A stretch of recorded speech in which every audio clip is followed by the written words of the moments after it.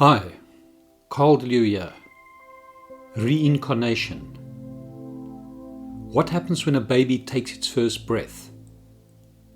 Your soul comes into your body from the spirit world.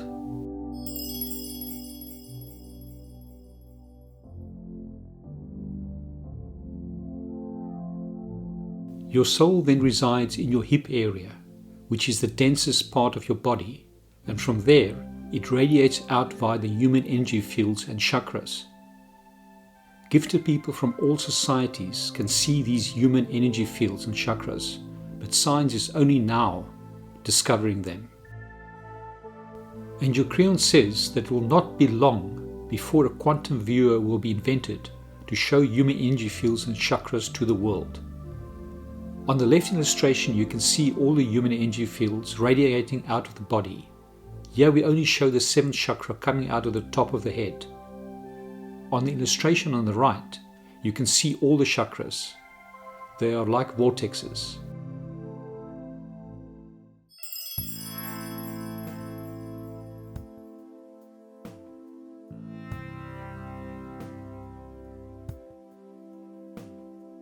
One of my instructors at the College of Psychic Studies in London, England, is a lady called Amanda Roberts, now living in New Zealand.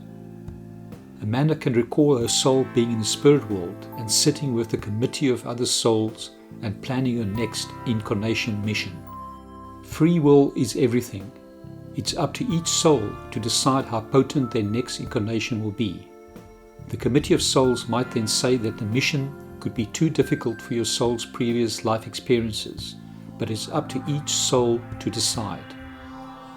Once your soul enters your body at birth, you forget your incarnation missions, and this is the beauty of the system called reincarnation.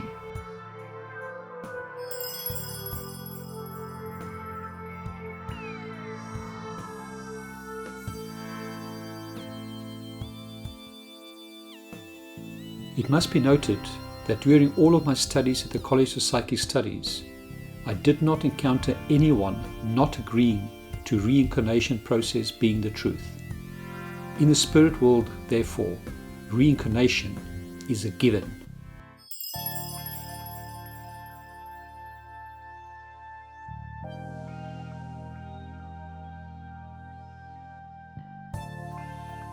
Scientists don't know what 95% of our DNA is for. One reason for DNA that we don't know about is to store past life memories. That is why a mother knows that she has 3 kids, and all 3 of them are different. The one is an old soul, the next not so old, and the last is a very young soul without many life experiences. Why do you think some people can start composing music at a very young age? Magic? No, they were musicians in a previous lifetime.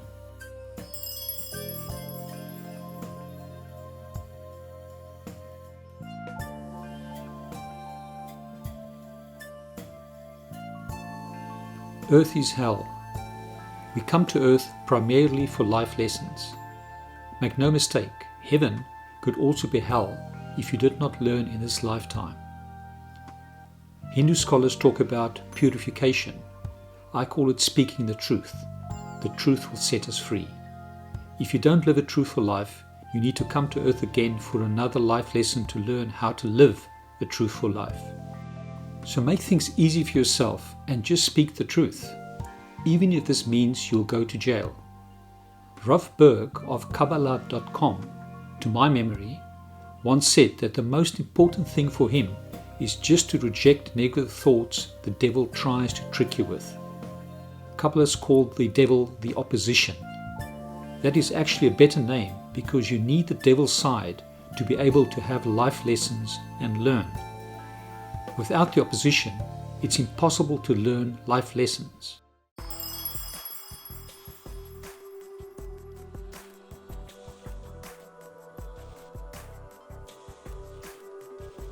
Karma is unfinished business from previous lifetimes. I'll just repeat it again. Karma is unfinished business from previous lifetimes. So you need to learn in this lifetime. don't waste this lifetime. The good news is, however, that you can drop your karma and steer your own boat. But this is tricky because it's like being the only boat on the ocean without help. But it's possible. Do countries have karma? Yes. That is why owning up to previous lives is so important.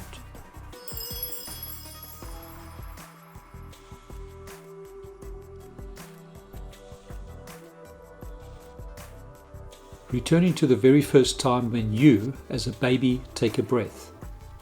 At this point, you forget your life missions you set out in the spirit world. You are now on your own, and you need to wake your missions up.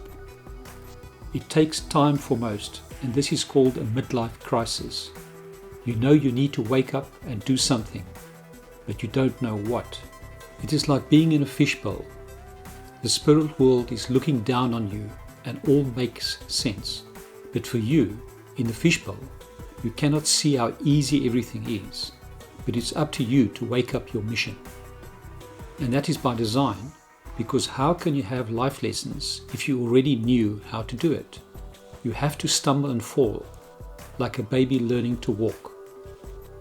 Over many incarnations, you become an old soul and automatically know what is right and wrong.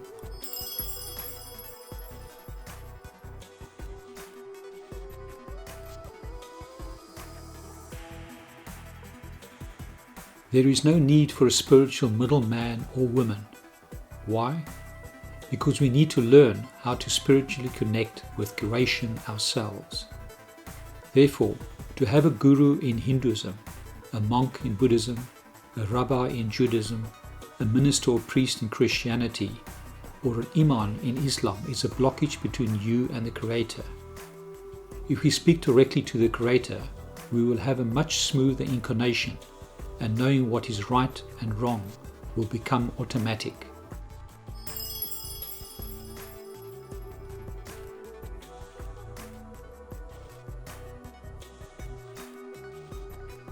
How do you grow or make your lifetime to be of some use to the spirit world? Simple, you give. It's all about giving, what Kabbalah.com calls sharing. So you need to do the opposite of what a beggar does. When you give money or food to a beggar, they don't grow, you do. It is much better for a beggar to wash dishes in a homeless charity to allow him or her to grow. Why is this story important? Because most people on earth are beggars.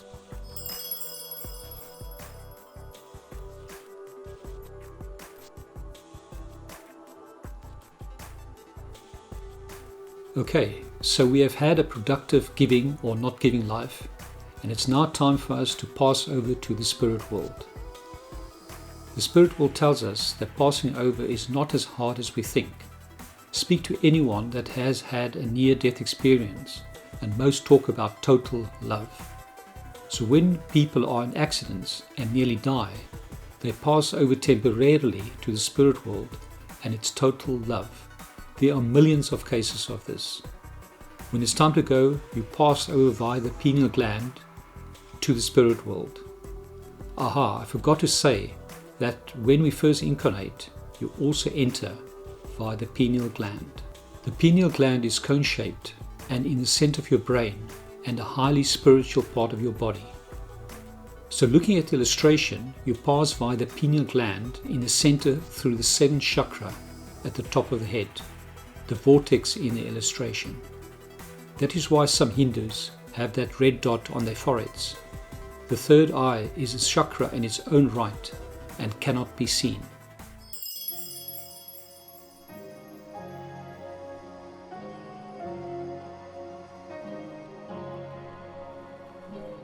When you leave your body via the pineal gland, you then first have a 3-day remembrance in the Akash. And your Creon set out how the Akash works, but it's too complex to discuss here, other than to say that around Earth and in the Earth's crust, the memory of your life and any previous lives on Earth are stored. There are 3 places. But now for the exciting part, and the 4th place where memory is stored. This sounds too good to be true. It is in dolphins and whales. Yes, dolphins and whales hold memory and are very important in our evolutionary process. We always knew that dolphins and whales are special, and this is the reason. More importantly, dolphins and whales did not evolve in our solar system. They were brought here by the Pleiadians. Please see my documentary, Creator versus God, for more information on the Pleiadians. So when mediums speak to your loved ones that have passed over, all they are doing is speaking to a hologram of your loved one's memory in the Akash, in and around the Earth's crust. We call these memories ghosts. Yes, ghosts are stored memories that for some reason got stuck. After the 3-day remembrance in the Akash, your spirit is now ready to move to heaven or the spirit world. They are both the same. Your soul is now in the spirit world and starts to plan the next incarnation.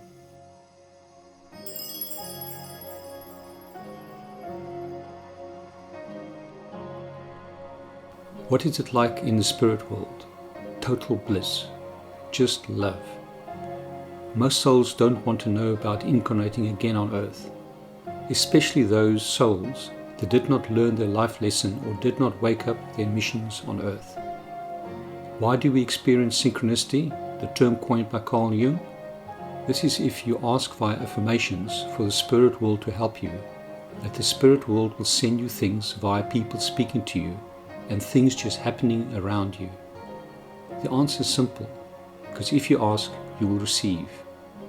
There is no time in the spirit world and everything is in the now. Time was only created for our earth's phase because without time you cannot have life lessons. Think about this.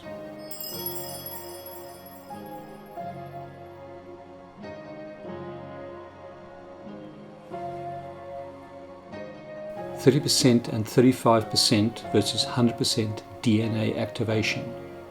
We think like a fish in a bowl that cannot see the spirit world and how amazingly beautiful creation is. Do you know that we evolve on earth according to the template set by the Creator? Why can say a horse's foal get up and go after birth and just naturally know what to do? This is because the Creator set the foal's DNA at 100% activation. Our DNA at this stage of our evolution and how far we have grown just cannot have 100% DNA activation because we will destroy the world. We are simply not far enough evolved and do not have enough old souls on earth. Our DNA is set to 30% DNA activation. Think of it a bit like the prophets of the 5 main religions. They all had very old souls and were far more advanced than the rest. The good news is that the Creator very recently started increasing the DNA activation for those that incarnate to 35% activation. You know, because if you look at a baby's eyes, you understand they are more spiritual than you.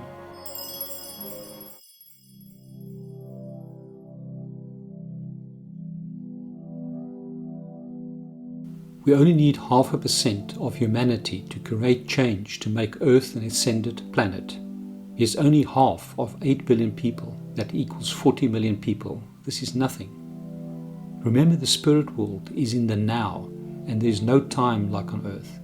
And we are all connected via the strings in string theory, also called the Creator particle found at CERN. Please see my documentary, Creator versus God, where I provide more information on strings and how the whole universe is connected via minute strings, which is why if a group of people or a person that is highly spiritual prays to the Creator, meaning all the strings put together, then you can create change. This is called the butterfly effect, and we don't need many people to bring change.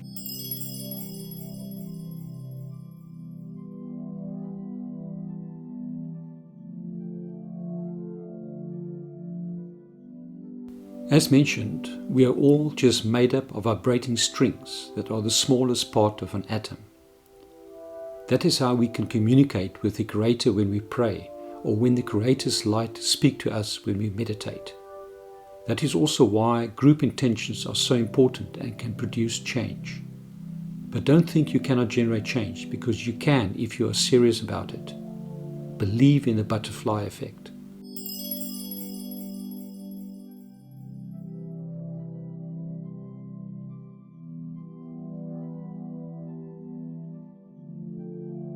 Let's look at the 5 main religions linked to reincarnation. Hinduism is all about reincarnation.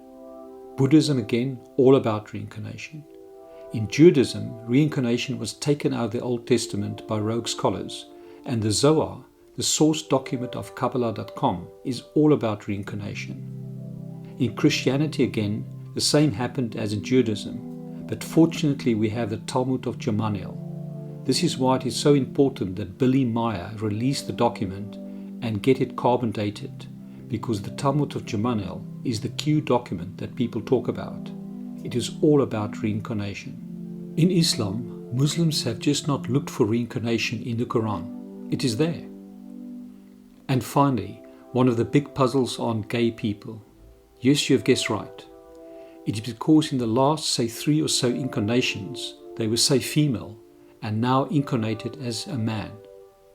They have just not shaken off their previous lifetime, male or female energy.